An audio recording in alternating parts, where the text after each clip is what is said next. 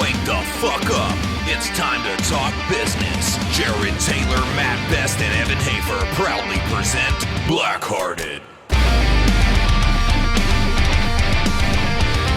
Sponsored by BlackRifle Coffee Company and Arson Wave. We're back. We are back. We haven't done one in a while. No, we've done them. It's just that you haven't been here, and you've been super blackout drunk. So Yeah, I was backlogged for a while too. that must be it. Yep. So we have a special guest. I think he's special. I mean, Jared handsome. Jared likened to sum him up as non-traditional marketing. That's just your bio. God. Just your so bio. if there's anybody that I'm studying, Yeah. Actually, I mean, I think every brand you've been a part of, we've studied. So, Mike, why don't you go ahead and introduce yourself and pronounce your last name correctly and all that stuff. Mike Allen, current president and CMO at Noveske Rifle Works. Thanks for having us. And I'm gonna say, you pull off a flat bill hat. Not a lot of people can do that. You and Yeah, Rock. he's got a minor. It's not 90 degree. I mean, I have like a little bend in it. Yeah. It was a compliment. But, like you and yeah. Rocco pull them off real well. Well, Yeah. Is it a California thing? You're from California? I'm from San Diego. Yeah, he's got the SD hat on. Yeah. I like it. I thought that was South Dakota. Yeah. all the hot new I have a trends lot come of- out of South Dakota. A lot of people ask me that. I'm like, yeah, representing South Dakota pretty strong these days. Fuck that North Dakota. Yeah, South Dakota, man. That's where everything's at. That's right. That's the hub. I can't help but notice an amazing firearm sitting behind you on the table. What is that guy? Yeah, I brought we call it the Diplomat. It's a 7.5-inch 5.56. Kitted out pretty It's a good. fine name. Yeah. The Diplomat. I love Yeah. that. It's distinguished. You distinguished gentleman. That's right. The Diplomat. I Well, like it. when it's suppressed, it's called the diplomatic immunity. Yeah. It's clever. I'm going to use that. Thank you. Well, if you could just give us kind of a 2, 5, 10-minute condensed bio of where you came from. You know, how did you end up here in our office? All right. Basically, So I guess it started when I was about 5 years old. right? Yep. No, literally, like that's about the time when I started shooting. Mm-hmm. My dad was from Idaho and super into firearms. And even though we lived in Southern California, we still shot as much as we could and had a lot of fun doing that. Kind of fast forward through life. I after college found myself at DC Shoes. So really? hold on though, Yeah. but how did you find yourself? Did you just did you get lost one day and like It's fucking like- walk in the front door? Like I is took that a wrong turn. And He just meets the rest Ken is in an history. alleyway. Yeah. Hi, Ken Block. Can I be your I new met Ken intern? Block at Flying J. You know, like, what In the fuck? bathroom. Yeah, I filled up his tires with air at the gas station. The rest is history. No, so right after high school, my brother and I started a skate and snowboard shop in San Diego, and so I worked there for a long time. Eventually, wanted to move into the industry rather than be on the retail side, and DC gave me an opportunity to work in the online business. And so, the first couple years I was there, I went from really kind of answering the phones as like a customer service guy for the online store to within a year running the whole online operation for DC Shoes. Wow. And then about that time, Ken Block, the guy who started DC, he started rally racing and was really into, at that time he was sponsored by Subaru. Right. And so he got on the Subaru USA team for rally. And so he wanted to develop a product line, footwear, apparel, etc., that DC would make centered around his rally career. And so took it to sales. Sales wasn't super into it, so he came to the online store and said, hey, is there something you could do there? And then we started working together, and within a year I'd left the online side and started doing marketing with him around the auto portion of that business. What was that? Was that Hoonigan then, or was it just DC specifically automotive? Dio was Gymkhana. That was Ken's. Yeah. So one of the first meetings I had with Ken, he had his laptop and he opened it up and showed me what was to become Gymkhana Practice, which was the first So what the story goes for that, he had this Subaru purpose built to race in this series called Gymkhana. And so he got it built, spent a bunch of money on it, and then before he actually raced his first race, the series folded up. So they never had a race. So that's where the name Gymkhana came from, because he named his car that? So Gymkhana is like the origin is horse racing, like around barrels and things like that. But so that's kind of the style of driving is referred to as Gymkhana. Got it. So he had this car built, nowhere to race it. So he hired his buddies to go film a video. And so they spent an afternoon or two filming on this airstrip in Southern California. And they pieced it together, and the rest is history as it was. So I didn't do anything on that video. I started working on 2 through 5, and then eventually becoming the executive producer. 2 was when you had Nikki Six. No, It 2 was- was it was at Long Beach when Dyrdek was in it and Yeah. Jason Ellis was in it. Yeah. Oh, really? Yeah. Wow. He's in it at the end. He smacks a balloon against the car as he's sliding by. And then the paintballs. The paintballs, yeah. Right. Yeah. Fucking rad. It was that was a really fun time. Towards the end of so I was at DC a total of 7 years. The last 2.5 I did auto, and then they also added BMX to my roster. So Right. I oversaw the Who'd BMX you program. guys have on your team for that? Oh geez. Like when I took over, we had a big team, but I mean, it was all the heavy hitters. Dave Mira was there, Corey Bowen, tons of guys. Edwin De La Rosa, like a street guy from Brooklyn. I mean, there was a dozen. Awesome. Yeah. I could go on and on, but there, So, what year did you leave there? let's see. It was like 4 years ago. Oh, okay. Yeah. Wow. So Ken moved to Park City. So I was traveling a ton to Utah, and so DC asked if I would move up here. So I did. And about 1.5 years later, Quicksilver, who owns DC Shoes, got a new CEO, and I disagreed with the direction he was taking things, so I quit. And it got to the point where way prior before that, I got to Utah and went to a gun shop and realized there was all kinds of freedom you could buy. There was like Right. suppressors, there was SBRs, I mean, there was machine guns. I mean, whole new world. You're just like, Totally. oh, conservative America is so awesome. Yeah, I mean, I had as much as I could get in California, Right. and then I came here and went to a gun shop and was literally just in awe of what you could actually purchase. So I sold all my California guns and then started buying a bunch of stuff here. And one of the things I bought was a suppressor. Right. So I got one from Silencerco. So fast forward, I posted a photo on Instagram. A guy who worked at Silencerco happened to follow me on Instagram, hit me up and said, hey, come for a tour. So I went and toured Silencerco and met the CEO, and Who was the CEO at that time? it was Josh Waldron, Oh, same, okay. same Yeah. guy Right. as today. So we talked for several hours and kind of hit it off pretty good. So he's like, hey, come work for me. And then I was happy at DC. Right. And then 6 months later, it was big changes. I quit DC and then got back in So touch. that was post the sale, right? So Quicksilver had taken over. Yeah, they And they then- had, before I even started DC, a year before I started there, Quicksilver had bought them. But at first they were pretty hands off.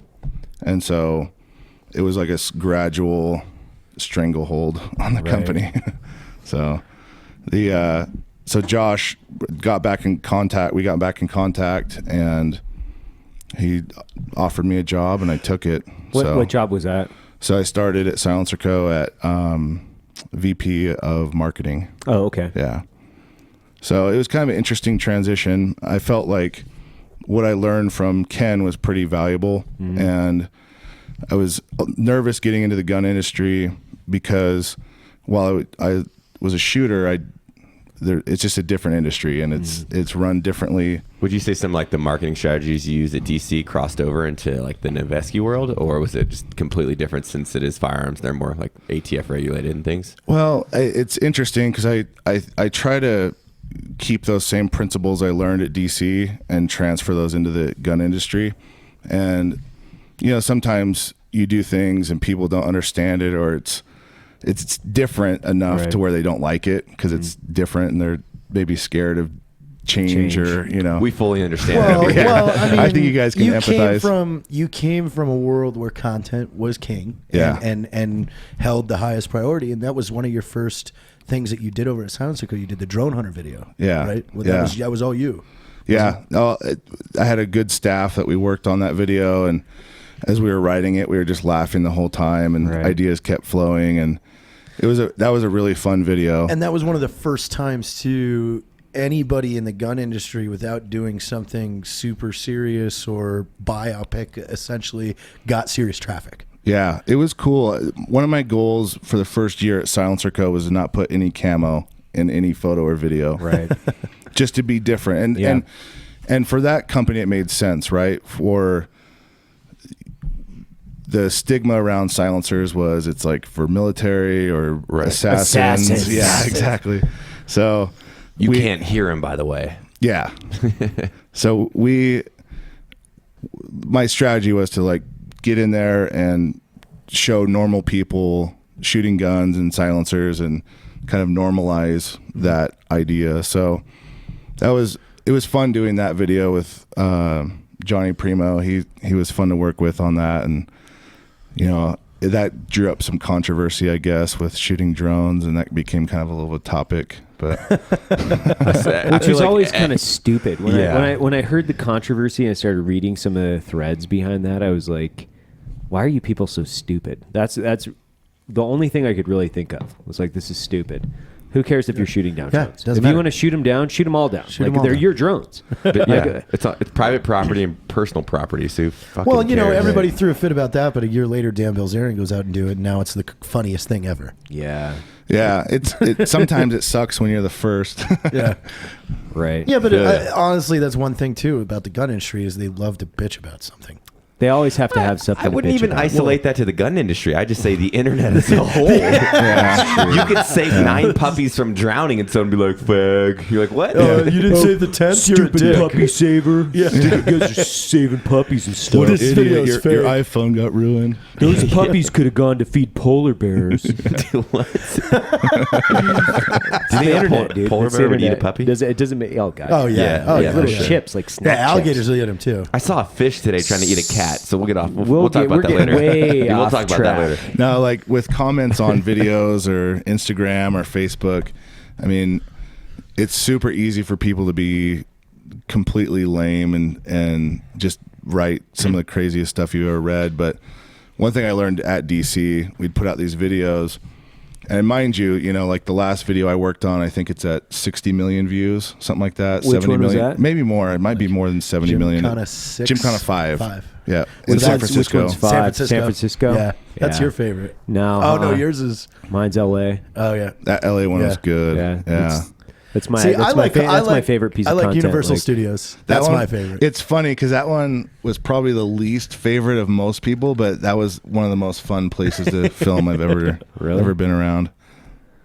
Everything's fake. It's got 90 million views actually. Oh. Gymkhana 5. I haven't looked. Whoa. I haven't looked in a Gymkhana while. 5 only has 90 million. Oh, only nine. That's Only It's 90 San Francisco, right? Yep. Yeah. 90 million. That's But one thing I learned even with that video is, it might have 10,000 likes and 1,000 dislikes, and there's a bunch of negative comments. If you get caught up reading, No, you it's can't. all about just keeping your identity. Don't read the comments. Yeah. Well, and I think Sometimes it's hard not to, but I think generality too, like on the internet and social media, like the majority of people, like I tell people, when's the last time you watched a video and you probably laughed your ass off and you commented? You didn't comment. Like I watch stuff all the time. I die laughing and I don't like it. I don't comment or anything. So it's almost like a silent viewer, and that's where the majority of rational people are. Sure. It's the people that feel entitled that like, I'm gonna tell this dude why he shouldn't be in fucking San Francisco in a race car. It's like, well, I'm sorry, your life sucks and they're having fun. So yeah. you That's why I can't read couldn't into get to that work stuff too that much. day. Thanks, Yeah. Ken Block. yeah. It must be nice to race cars through the streets of San Francisco on taxpayer dollars. What? Yeah. Taxpayers paid for those roads. Thanks, Donald Trump. Yeah. It's funny that a couple of the days of that shoot in San Francisco, we heard that people were going to be protesting because we were putting too much of a carbon footprint. Oh, wow. You actually saved a carbon footprint because there's probably less cars driving. That's right. Oh, That's right. How long was that shoot, by the way? 4.5 days. Oh shit. Yeah.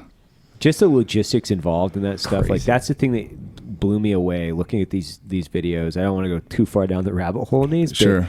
But like, how many people did it take to even just pull these things off? It's funny.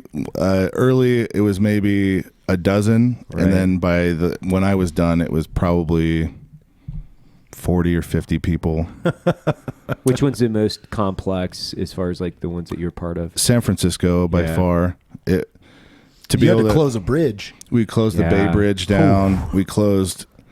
And there was other things that happened. Like we were supposed to get Fisherman's Wharf. We had permits for it. Everything Right. was legit. And then the night before, or the day before, the city pulled it because the Fishermen's Union complained about not having parking for the guys. So they pulled the permit on us. Fishermen's Union needed parking. So we scrambled and found a barge, like a Yeah. Yeah, I remember that. which It was ended up awesome. becoming one of the most. Iconic scenes Yeah. of that. Awesome. Doing the wheel was almost freaking falling Yeah. off the It's awesome. barge. Yeah, and it was literally like one of those things where we had planned to just use it when it was docked, and then we're like, does this thing go out? Does it move? Is it sea ready? Is it seaworthy? And they're like, yeah. So we're like, well, take us out to the bay, and they outfitted Ken with like a little bit of scuba gear, and we had to have some safety Here's divers. a snorkel and some, little bit like of what are the things called that you put over your arms at the inflatables? Floaties. The floaties. The floaties. They're like You'll little be duck good, Ken. floaties. Yeah, Hey, you're here's all right. here's a little bit of scuba gear. Yeah. Here's a tank. I mean, he had a What is tank. this, nitrous? Yeah. Do it. I think the tank lasted as long as it was close to the time it would take the divers to get to him if the car went all the way to the bottom. Yeah. which was like pretty deep. So When you watch that, your butthole puckers. At least mine, because it's like there's one where the wheel was like half off. Yeah. You're like, oh, that Yeah. just sounds like a bad day for yeah, you, dude. it was. I was on the barge, like where the wheelhouse was, and it was nervous moments. I've gotten to see all the cars from each one. That was cool. Yeah, no, they're fun. I got to drive, not like whip it around, but like move, a couple of them, and they're fun. But, I got to drive the Raptor. What was the name We of that can't one? talk about that. No, we can't. We can't. I got Raptor to drive tracks? Raptor tracks? Yeah. yeah. I wasn't supposed to. That came out later. But you did drive Raptor I tracks. did. You may drive have got Raptor someone tracks. relieved of their duties. That was not me. It I wasn't- can't. yeah. If I asked He to drive told something, him it was okay. Yeah, if I asked to drive something, he's like, I guess, sure, go ahead. Like, I'm gonna drive it. Like, I'd drive the fucking Unicorn if they would have let me. Yeah. I asked him Yeah. if I could. You It was should. up on blocks though, so. That car is pretty Ken blocks. rad. Ken blocks? Ken blocks. Yeah. Literally on blocks. I would have driven it though, but he said no. Evan rolls the unicorn down a mountain in Park City. I filmed a commercial with the I know. Raptor tracks that never got to see the light of day because evidently we weren't supposed to. We need to move it. save that for the documentary. Yeah, I heard both sides of that story. So Did you really? Yeah. Yeah. We felt bad for like, I don't know, a few days because we were like, man, did we do that? But we were just asking. Like if somebody comes into the shop and they're like, hey, do you guys care if I, take a spin on the roaster? I'd be like, okay.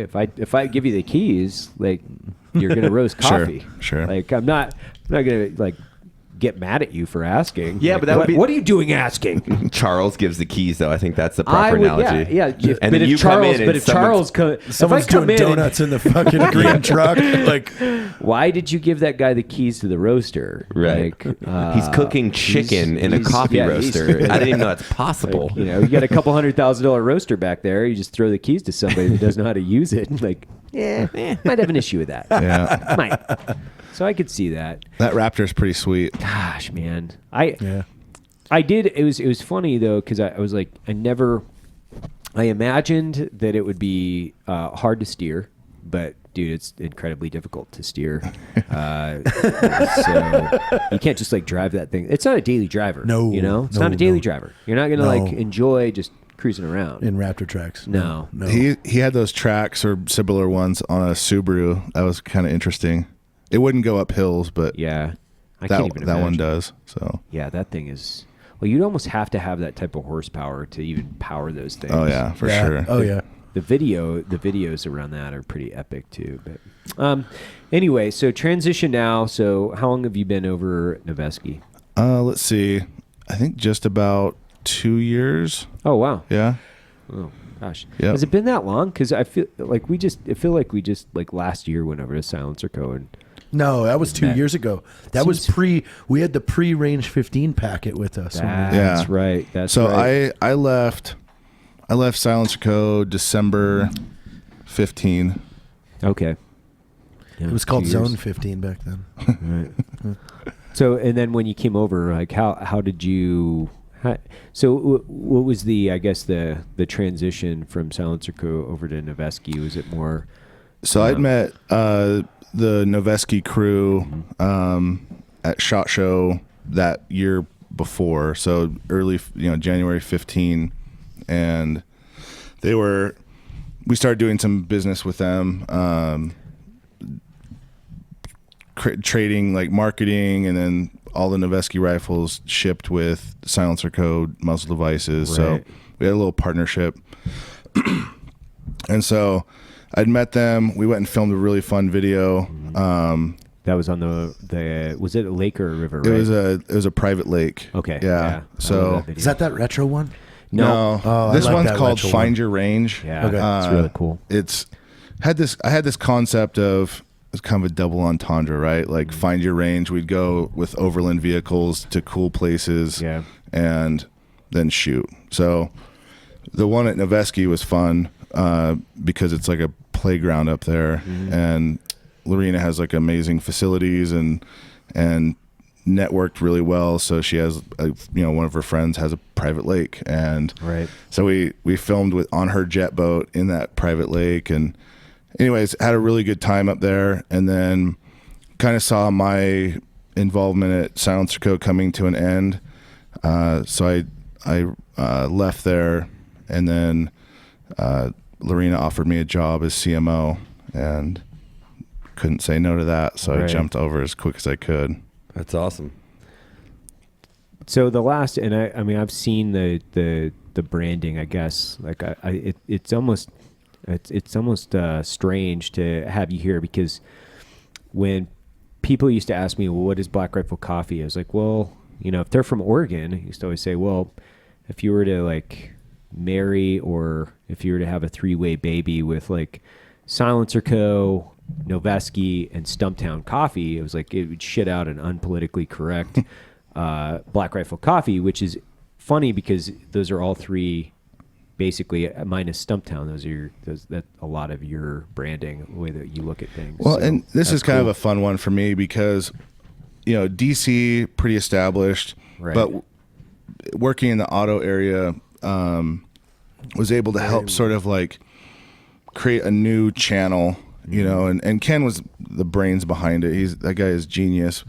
And I learned an amazing amount from him. But coming to Silencerco, there wasn't a story. They didn't have a real identity. Right. In fact, when I got there, they had 2 different brands, and we'd go to trade shows, and there'd be 2 different catalogs. And What were the brands? SWR and Silencerco. Yeah. Really?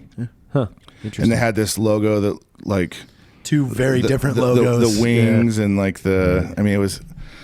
So I wanted to consolidate both those companies, Yeah. create a new logo that looks good to engrave, and Yep. all the sensibilities of what you do with the logo. And it was fun because there wasn't I think at that point they'd been in business 4 years, and they didn't really have an identity. So we Right. were able to build what this brand was. Conversely, going to Noveske, long-standing, good name, amazing logo. Yeah. I mean, everything. I didn't have to create a story. The story was already written, and so I look at it. At my job at Noveske is to move forward while maintaining the sensibilities and values that the brand has always had. Right. Yeah, I'm running through your guys' website right now, and it's actually pretty cool because I exactly see kind of like the demo you're going after, because you land and it's very, the guy's on a beach with board shorts, the landing page image, hanging out with a pretty sweet rifle in his hands, and it just kind of immediately goes, that's cool, man, to me, because it seems like the culture of what the tactical industry is doing, it went from like multicams and knee pads, and then as that caught up to people overseas, we all went to kind of like board shorts and Glocks, and then now it's kind of cool to see a firearms company representing kind of what most, I think, shooters in our space are, just kind of the outdoors kind of guy that have a gun background, but also just like to wear sandals and board shorts like I have on right now.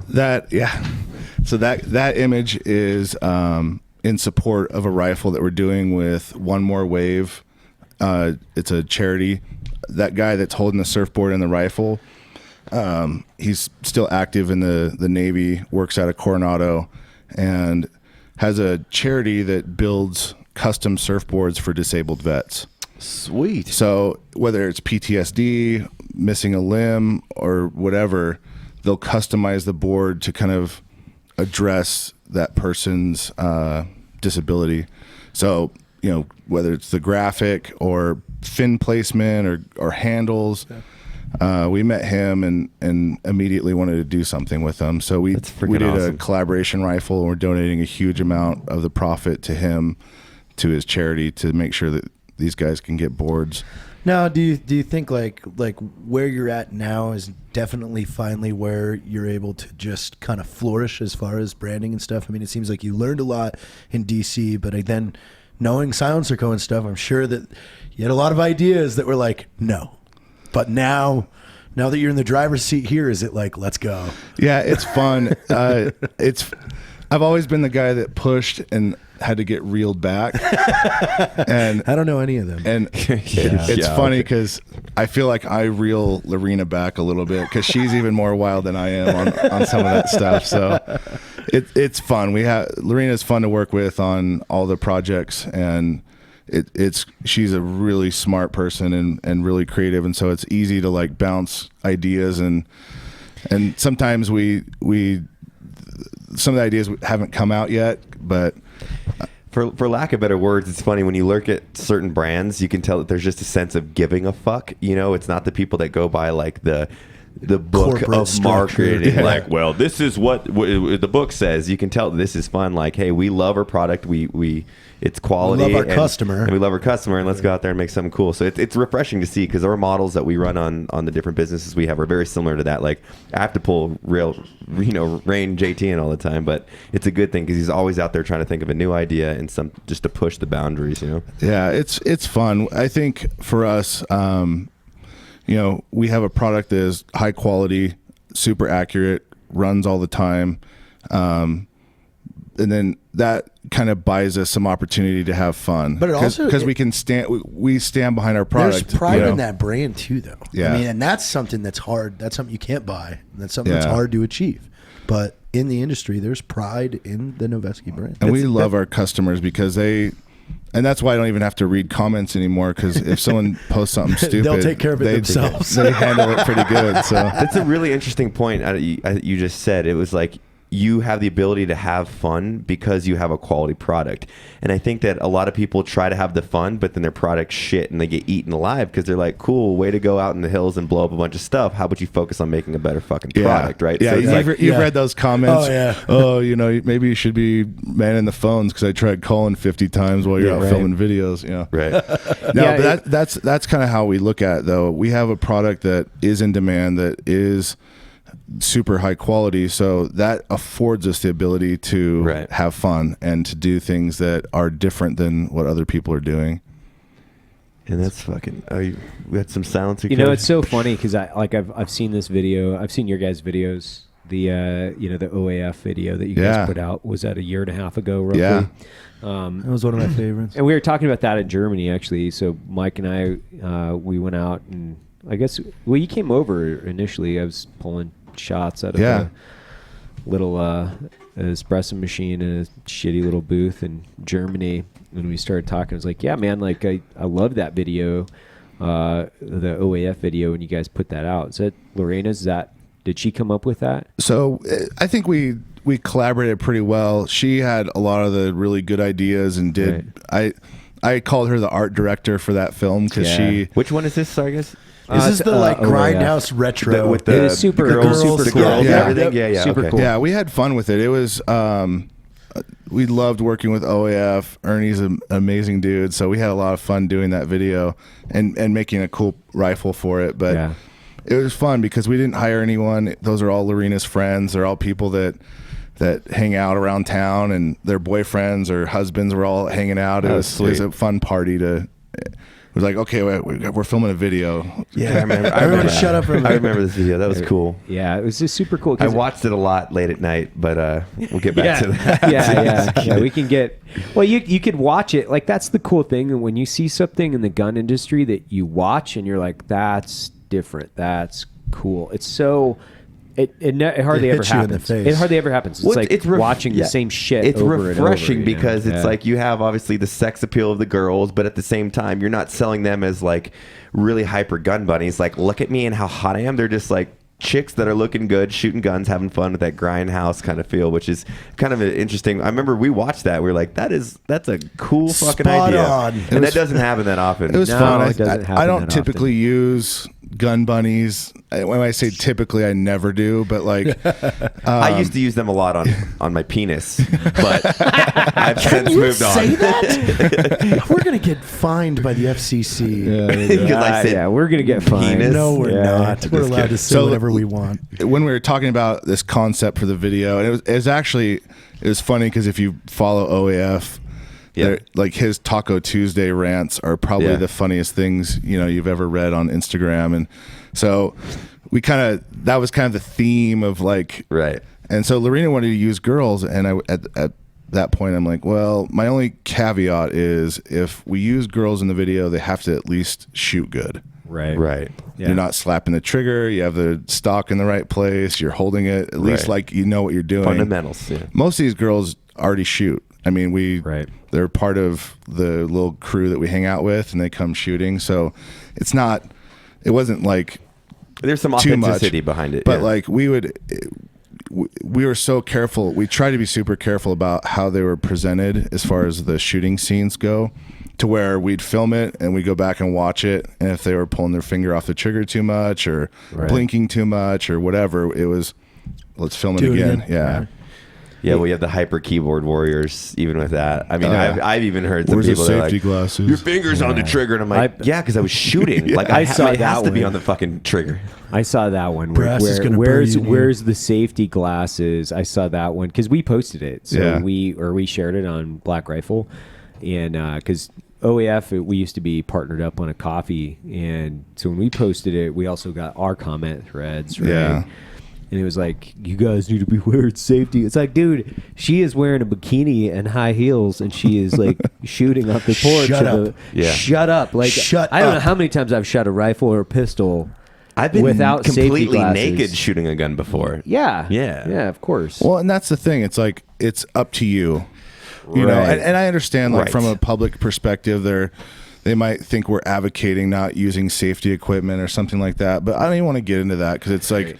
But it's entertainment, right? Yeah. And that's the biggest thing I have with social media. It's super annoying as like an influencer or entertainer where it's like, if I want to go to the fucking range on a private range and shoot naked with nothing, that's my choice, and I absorb that risk. I've never seen Riggs shoot a pistol with glasses on. Yeah, never. Is that right? Nobody has. Well, but there's a difference between that and then running. If I'm going to be an RSO, like a range safety officer, and teaching a firearms class, I'm going to go through hands, eyes, ears, proper safety rules, all of that. But on a closed range with professionals like these guys that have shot guns for the better part of their life, I'm okay. Yeah. That's what I look at it like that too. Did you see the video of the Russian guy that was like spinning around with pistols? Yeah, that was really good. I love that video. It's like everyone. It was almost so ridiculous that no one was like, well, he wasn't wearing safety glasses, exactly. and where was his hearing protection? I didn't see that, but like, it was so ridiculous that it was like, okay, I get it, but if you're at a range or if you're instructing or if you're then there's some requirements. We wear safety glasses when we need them, you know, and or when we want them or when it's proper. But it's always funny. Like you have so many people that know so much more than you do. Yeah. But they don't have a firearms manufacturing license or business. Yeah, It's crazy. You would think with them being that much of an on my expert. personal It's Instagram- hard. It's hard to move like the lathe and all the equipment down into your parents' basement. You know what I mean? Like you can't get it down the stairs, know. and that's the only thing preventing them. Yes, Is literally yes. they can't get the equipment in their parents' basement. Well, I wouldn't call it an argument, but I got into it pretty heavy with a guy on Instagram recently, and at the end of it, it was over like night vision and like Right. flash and all this stuff, and at the end of it, he's like, "Well, I don't have any night vision. I never shot with it." But I've read some books. But that's what I've heard, and I'm That like, is incredible. well, I did a video early on, and that's where I was like, I'll never do anything serious. And it kind of like completely on that point was I had a bad lever, a Magpul bad lever, and I did a reload, and I was like under second, and I was like, if anybody can beat me, I'll give them a shirt. It was just all out of fun. Yeah. And all these comments on there like, you fucking idiot, you didn't even drop the bolt. And I'm like, no, there's a bad lever where you can see my bolt slide forward and chamber around, and then I was like, you know what, it's never again. I'm not even gonna try to fucking defend myself against these, I love it. It's actually sometimes I just get so much fun out of it. well, Well, it's funny because you're not really mad, but you can incite them to be insanely We should pissed off. just and you're make just, content. We should just make Troll content. anti-troll content. It's like we team up with a blatantly- coalition. Yeah, a coalition of people of where brands that like we already know what they're gonna Yeah. do. No Right. iPro. Yes. Like bikinis, fast cars. Like just this is what it is. Just troll it up. I have some Troll it up. shooting like videos I want to do that would fit right into this. Really? Yeah. That's the thing that I think we've been talking about this. I don't know if I Not should on take here. about Not it. on here. Yeah, We can I talk can't. about it once we hit We can stop. talk about it once we press stop, man. Yeah. We've been talking about. We talked Someone's about gonna a steal it journey. from us. I have a video I So want to do with you much, guys man. that we'll talk after, but it's Well, go ahead and plug your personal Instagram, business Instagram, website. I don't need a personal one, but the Come on, Noveske they like it. They want it. They want to see Noveske _ LLC is our Instagram, and then Facebook is just Noveske. My personal one's just my name, Mike Allen. All right. So And then if you email Mike direct, it's Mike@Noveske.com. He'll give you 50% off. Yeah. but only with the dick pic. You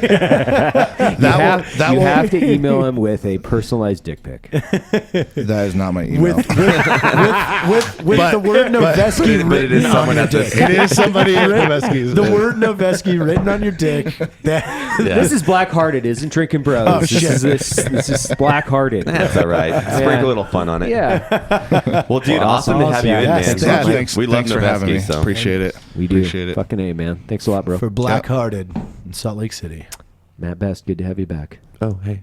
Black Rifle Coffee Company, along with Arson Wave, would like to thank you for tuning in to Blackhearted. Have a great fucking